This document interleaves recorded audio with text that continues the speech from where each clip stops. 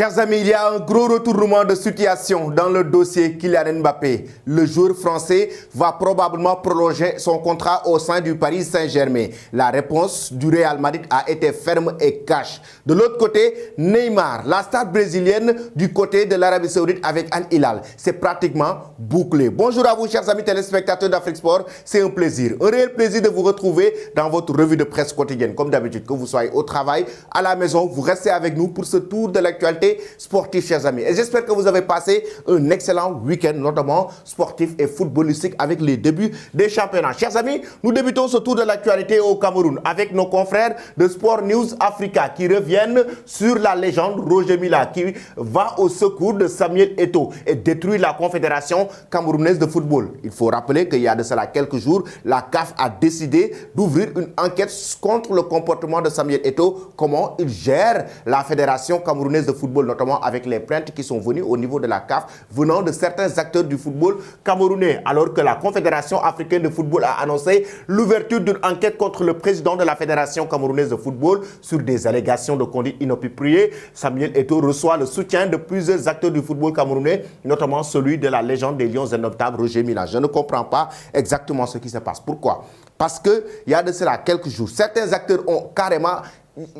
Ils faisaient pratiquement l'unanimité. La plupart, en tout cas, ils étaient en train à chaque fois d'attaquer Samuel Eto'o, de l'attaquer au sein de la presse, de l'attaquer au sein de la Confédération africaine de football. Et maintenant que la CAF ouvre une enquête, ça ne les arrange plus. Parce que là, la CAF peut, au-delà de Samuel Eto'o, découvrir d'autres choses que la CAF pourrait découvrir au-delà de cette enquête qu'ils vont ouvrir par rapport à la façon de gérer la Fédération camerounaise de football. Et selon le Roger Mila, la CAF n'a pas le droit d'ouvrir une enquête sur le football camerounais. Ce n'est pas une Coupe d'Afrique, peste-t-il selon lui. Oui, la légende, Roger Mila, la légende du football camerounais qui estime carrément que l'instance africaine devrait rester sur la façon dont il gère le football africain, mais pas s'immiscer au sein du football camerounais. Chers amis, que pensez-vous de la situation de Samuel Eto'o avec la Fédération camerounaise de football? Vous donnez vos avis en commentaire. Ensuite, nous filons en Angleterre. Comme vous le savez, c'est le début de la Premier League. Le début de la Premier League, mais début très tendu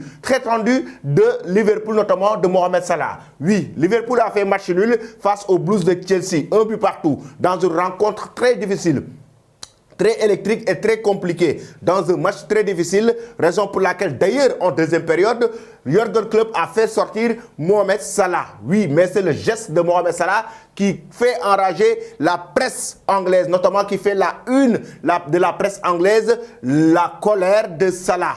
Oui, le bandage qu'il a même enlevé et de le lancer avant même de sortir de la pelouse. Et ce geste a fait la une de la presse anglaise avec The Daily Telegraph et The Star Sport qui sont revenus sur la colère de Mohamed Salah. Mons Klopp Strop, comme l'a si bien titré le journal Star Sport. Mohamed Salah donc était en colère lorsqu'il est sorti à 15 minutes pratiquement de la fin de la rencontre. Et Jürgen Klopp, après la rencontre, il a dit carrément que c'est tout à fait normal parce que Mohamed Salah voulait rester sur le terrain pour marquer un but, battre des records et tout. Mais le match était très intense et il avait l'obligation de faire un changement. Il a jugé nécessaire de le faire sortir et il l'a fait sortir. Mais sa réaction, c'est la réaction de sportif et c'est très logique, très normal. Raison pour laquelle d'ailleurs Salah était très en colère après sa sortie, comme vous le voyez ici sur le banc, après sa sortie de la pelouse. En tout cas, lors de cette rencontre, ce choc face à cette équipe des Blues de Chelsea. Chers amis, comment voyez-vous l'équipe des restes de Liverpool?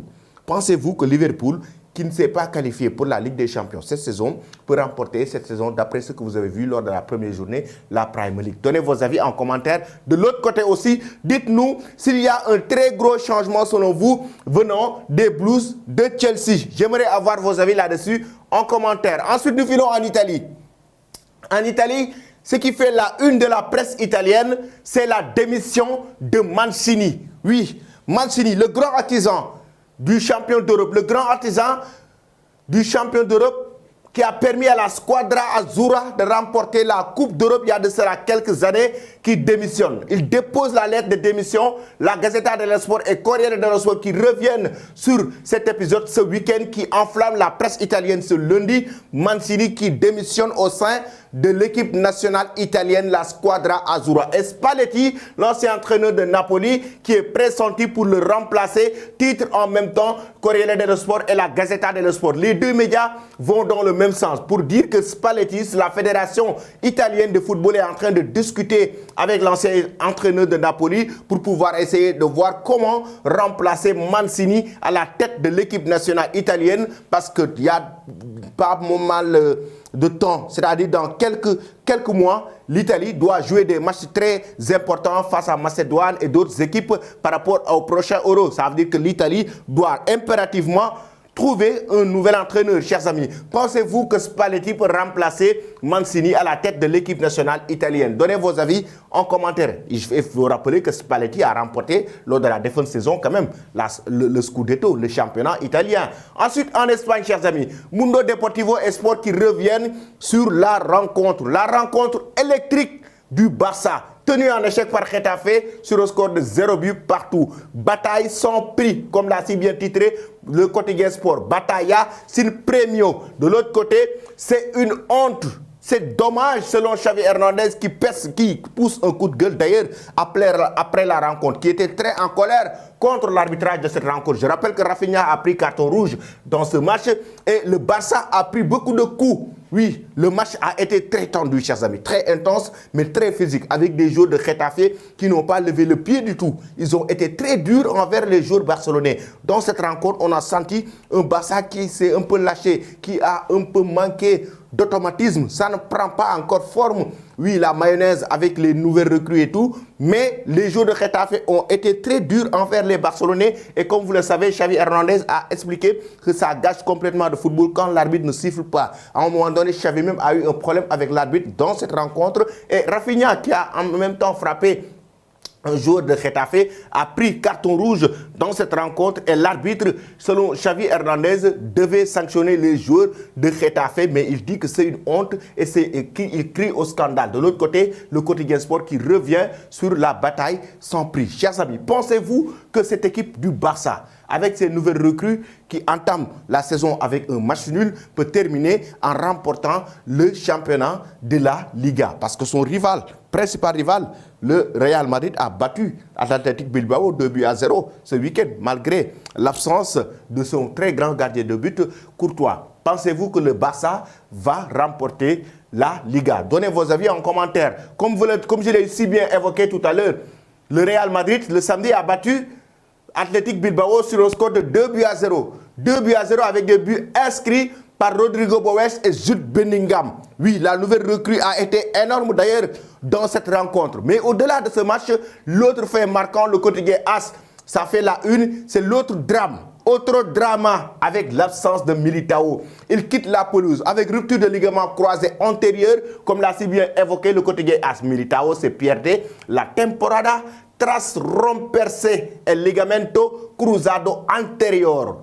Oui, Militao quitte la pelouse avec une rupture de ligament antérieur. Encore un autre drame parce qu'il quitte et il perd la saison. Comme l'a si bien évoqué le journal AS, il perd complètement la saison, comme Thibaut Courtois a perdu la saison. Parce que Courtois a perdu la saison avec cette opération. Lui aussi, il a eu rupture de ligament croisé, tout comme Militao. Ça veut dire que c'est un très gros coup dur pour cette équipe merengue du Real Madrid. Militao qui fait partie des cadres de cette équipe de Carlo Ancelotti. Un très bon défenseur central. Militao, un élément déterminant dans cette équipe de Carlo Ancelotti aussi, qui perd la saison en fin de saison avec rupture de ligament croisé après la blessure très grave de Courtois. D'ailleurs, Courtois, le Real Madrid a eu son remplaçant aujourd'hui. Aujourd'hui, Kepa a signé son nouveau contrat. Il a passé sa visite médicale au sein du club merengue et il signe son nouveau contrat. Kepa, l'ancien gardien de but des Blues de Chelsea, qui signe son nouveau contrat chez les Madrilènes pour remplacer Courtois. On avait pourtant pressenti Yacine Bounou du SC Séville pour remplacer Courtois. Il y avait aussi le nom du gardien de but De Gea, l'ancien gardien de Manchester City, de Manchester United, qui a aussi été annoncé à un moment donné.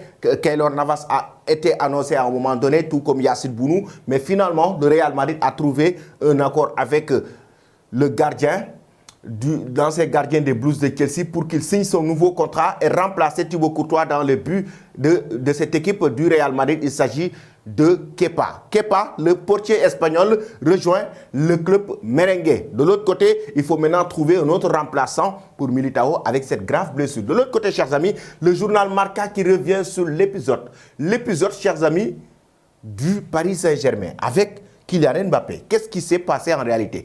Mbappé change le jeu, comme l'a titré le journal Marca. Mbappé cambia el juego. Mbappé qui change complètement le jeu parce qu'il est sur le point de prolonger son contrat au sein du Paris Saint-Germain jusqu'en 2024, selon la presse française qui annonce cette information. Et attention, la presse espagnole a été claire, notamment le Real Madrid a été clair. Je vais y revenir. Là, regardez bien ici avec le quotidien L'équipe, in and out, du moment où Neymar part du côté de l'Arabie Saoudite et Mbappé reste au sein du Paris Saint-Germain. Le bras de fer entre Kylian Mbappé et le PSG est terminé. L'attaquant français reste au club cette saison. L'attaquant semble ouvert à une prolongation de contrat afin de ne pas partir libre de son contrat. Samedi, il devrait effectuer son retour face à Toulouse. Pour Neymar, le départ s'annonce imminent. Le Brésilien a donné son accord au club saoudien d'Al Hilal. Et Kylian Mbappé a été réintégré au sein de l'effectif, de l'équipe première de Luis Enrique du Paris Saint-Germain. Ici, comme vous le voyez en image, c'était la séance d'entraînement. Il a été bien accueilli d'ailleurs par ses coéquipiers lors de la séance d'entraînement du Paris Saint-Germain. Kylian Mbappé qui réintègre l'effectif du PSG avec Luis Enrique, bien accueilli avec beaucoup d'enthousiasme par ses coéquipiers. Et ici, comme le Figaro Sport aussi l'a titré, Mbappé ouvre la porte à une prolongation. Tout est maintenant possible. Regardez bien, chers amis, c'est devenu banal. La décision de Kylian Mbappé en page intérieure du journal L'équipe, la décision de Kylian Mbappé de rester au PSG n'a ni étonné ni énervé à Madrid. Dirigeants et supporters du Real Madrid sont en revanche très attentifs à son éventuelle prolongation avec le club parisien. Ils ont été clairs, les dirigeants du club merengue. Ils ont été clairs. Déjà, il y a Pedrerol. Donc hier, dans son émission, El Chiguirinto qui dit carrément que si toutefois Mbappé prolonge au Paris Saint-Germain, il n'a qu'à dire adieu au Real Madrid. Lui, c'est son point de vue, et parce que c'est quelqu'un quand même très proche du club merengue. Mais de l'autre côté, le journal Marca en page intérieure nous donne des informations sur la réaction de Florentino Pérez et la réaction du Real Madrid. Et la réponse du Real Madrid concernant une future ou bien une probable prolongation de Kylian Mbappé au Paris Saint-Germain, c'est clair et net. C'est que si Mbappé ne prolonge pas, ça veut dire que le Real passe à l'action en janvier 2024. En janvier 2024, le Real passe à l'action pour pouvoir boucler le gros coup Kylian Mbappé au sein du club de la capitale espagnole. Mais si Mbappé prolonge jusqu'en 2025, le Real Madrid se débarrasse définitivement cette fois-ci du dossier Kylian Mbappé. Si Mbappé prolonge, selon la presse espagnole, et là, ça c'est la réponse du Real Madrid, le club merengue, le Real se débarrasse du dossier Kylian Mbappé. Ça veut dire que Mbappé doit prendre une décision très délicate, très difficile. S'il arrive à prolonger son contrat au sein du Paris Saint-Germain, ça veut dire que le Real se retire et se débarrasse de son dossier. Mais s'il ne prolonge pas et fait le forcing avec le club de la capitale espagnole, le Real Madrid va proposer un contrat en janvier 2024 en attendant la fin de son contrat en juin 2024 pour pouvoir boucler le gros coup Kylian Mbappé. Quelle décision doit-il prendre, chers amis? Quelle doit être la décision de Kylian Mbappé? Doit-il prolonger véritablement au Paris Saint-Germain? Sportivement d'ailleurs, Kylian Mbappé doit-il rester au PSG pour pouvoir remporter la Ligue des Champions, le Ballon d'Or et autres? Est-ce que Kylian Mbappé, par rapport même à sa carrière, doit-il rester au Paris Saint-Germain et jouer avec Ousmane Dembélé? Donnez vos avis en commentaire. Après Kylian Mbappé, nous allons parler de l'autre dossier. Il s'agit de Neymar.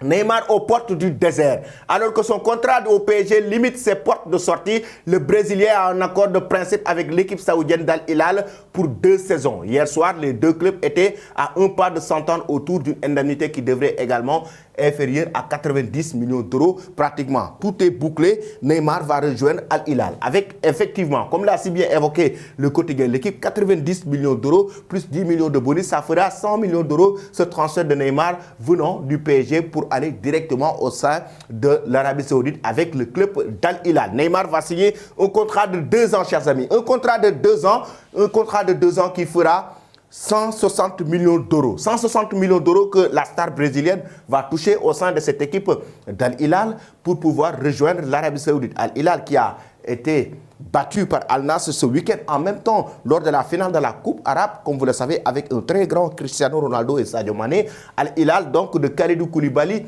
Al Hilal qui va recevoir Neymar dans son effectif, la star brésilienne. Donc le transfert est pratiquement bouclé. Neymar va bientôt signer son nouveau contrat avec cette équipe d'Al Hilal pour 2 ans. Et comme l'a si bien évoqué le quotidien de l'équipe, 90 millions d'euros plus 10 millions de bonus et 160 millions d'euros que la star brésilienne va toucher sur 2 ans. Pensez-vous que c'est une bonne idée, le départ de Neymar du côté de l'Arabie Saoudite? Que pensez-vous de ce transfert à Al Hilal, chers amis? J'aimerais avoir vos avis là-dessus en commentaire. Je vais vous quitter avec ces images. Là déjà, avec le carton rouge de Rafinha à la 41e minute de jeu, comme vous le voyez, il a frappé un joueur de Getafe et il prend un carton rouge. L'autre fait marquant à la 47e minute de jeu aussi dans cette rencontre, Wissa Araujo qui attrape le ballon avec la main. Pour essayer de stopper le ballon, il l'attrape avec sa main et ça a été un très grand fait marquant dans cette rencontre entre le Barça et Getafe. Match nul, 0 but partout. Donnez-nous de la force, chers amis. Donnez-nous de la force et abonnez-vous sur cette chaîne. Donnez-nous de la force, abonnez-vous sur cette chaîne africaine pour ne rien rater de l'actualité sportive et n'oubliez pas d'activer la cloche de notification. Merci et très bonne journée.